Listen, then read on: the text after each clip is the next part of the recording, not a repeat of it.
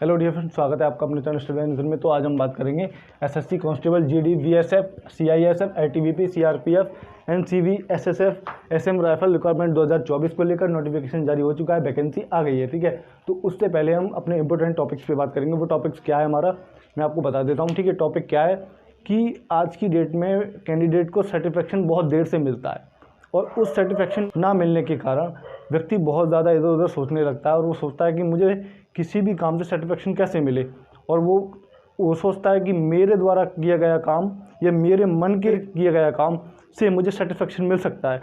तो मैं उसके ऊपर आपको एक बात बता दूं, सर्टिफिकेशन हमेशा खुद के अंदर ही होता है। ठीक है, सिर्फ ढूंढना होता है।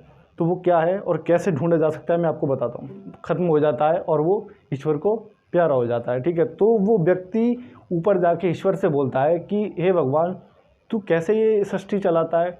जब किसी चीज़ की ज़रूरत नहीं होती तो वो चीज़ कर देता है, जब हवा की ज़रूरत नहीं होती तो हवा चला देता है, धूप की ज़रूरत नहीं होती धूप निकाल देता है। ठीक है, सारी फसल गिरा दे। ये सृष्टि चलानी नहीं आती, कुछ दिन के लिए इसकी ड्राइविंग सीट पर मुझे बैठने दे। वो जिद करता है, ईश्वर बहुत मना करते हैं। वो बोलते हैं ठीक है, आज से इसकी ड्राइविंग सीट पर तू बैठ, तू चला। ठीक, तो वो क्या करता है, जितनी हर चीज़ को देखिए, जितनी हवा की ज़रूरत होती है उतनी हवा देता है, जितनी पानी की ज़रूरत होती है उतनी बरसात करता है, जितनी धूप की ज़रूरत होती है उतनी धूप देता है। ठीक, हर चीज़ लिमिटेड देता है और बोलता है ईश्वर को, देख ऐसे चलाते हैं, जितनी चीज़ ज़रूरत है उतना दो और मैंने सब उसके हिसाब से दिया है, क्या फसल लहरा रही है। ठीक, तो ईश्वर कहते हैं कोई नहीं, सब्र रखो, थोड़े दिन बाद पता चलेगा।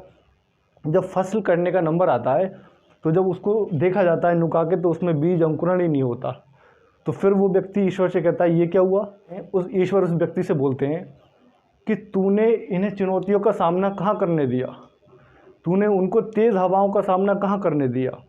क्योंकि इससे पता चलता है कि अगर वो चुनौतियों का सामना नहीं करेंगे और तेज़ हवाओं का सामना नहीं करेंगे और वो संघर्ष नहीं करेंगे, लड़ेंगे नहीं, तो वो आगे कैसे बढ़ेंगे, कैसे बीज अंकुरण करेंगे। कि आप अगर संघर्ष नहीं करोगे, चुनौतियों से नहीं लड़ोगे तो आप आगे नहीं बढ़ोगे।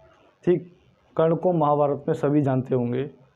देखिए, महाभारत सभी ने देखी होगी और कर्ण को भी सभी जानते होंगे। भारत में कर्ण एक बहुत बड़ा धनुधर था और अर्जुन की औकात नहीं थी कि उसे हरा दे, लेकिन अर्जुन जीता क्यों? क्योंकि ईश्वर उसके साथ थे। ठीक, और मैं आपको बता दूं, जिस भी व्यक्ति के साथ, जिस भी चीज़ के साथ अगर ईश्वर नहीं है तो उसका अपने आप में कोई अस्तित्व नहीं है। ठीक, सच्चाई में आपको बता दूं कि अगर जितने बड़े धुरंधर जो अपने आप में महाबलशाली और बलशाली कहलाते हैं वो सभी आपको देखने को मिलेंगे, तो वो आपको विपक्ष में ही देखने को मिलेंगे, मतलब कि कौरवों में ही देखने को मिलेंगे। 5 पांडव थे, लेकिन जितने भी धुरंधर थे और धनुधर थे और महाबलशाली थे, सबके सब कौरवों की तरफ थे। तो मैं आपको बता दूं, जितने भी बलशाली महाबलशाली मिलेंगे आपको, वो हमेशा विपक्ष में ही खड़े होते हैं। ठीक है, वो हमेशा सच्चाई के विपक्ष में ही खड़े होते हैं। तो आप एक चीज़ जान लें कि विजय ऐसे ही नहीं होती। ठीक, विजय का भी एक कारण होता है।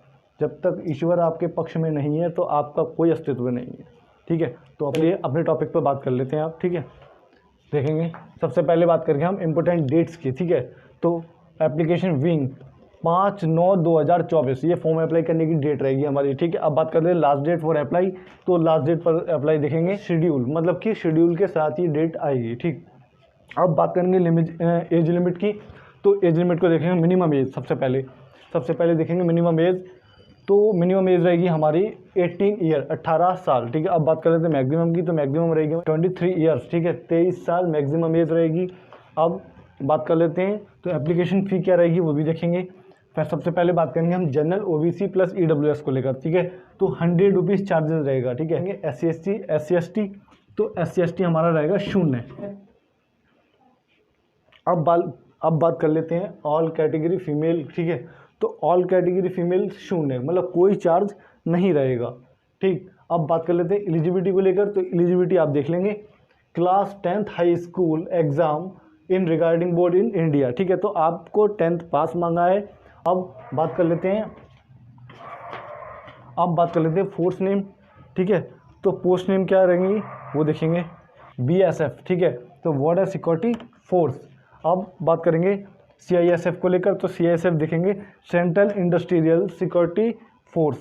ठीक, अब बात करेंगे CRPF को लेकर, तो CRPF को देखेंगे सेंट्रल रिजर्व पुलिस फोर्स। ठीक, अब बात कर लेते हैं नीचे SSB, तो SSB क्या है, सशस्त्र सीमा बल।